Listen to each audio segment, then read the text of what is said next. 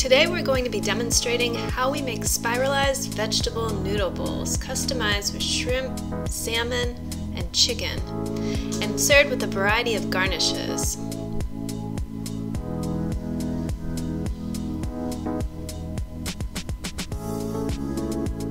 The first thing you'll need is your vegetable spiralizer. We got ours off Amazon for $20, but there's a variety of different types you can get. They come with different adapter sizes.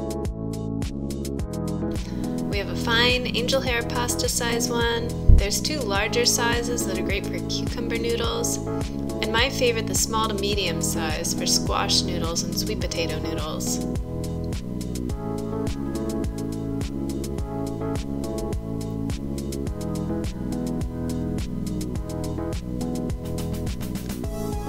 Once you've washed and assembled all your vegetables, you'll want to cut them down to size.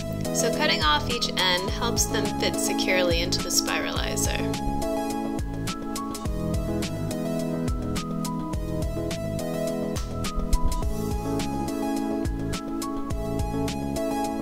Once in place, you turn the handle and the noodles come right out.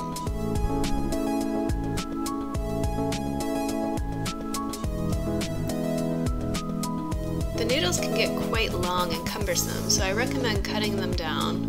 This will make it easier when you're cooking and eating them later.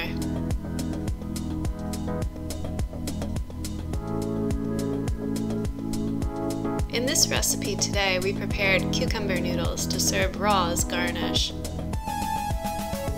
We also made finer carrot noodles.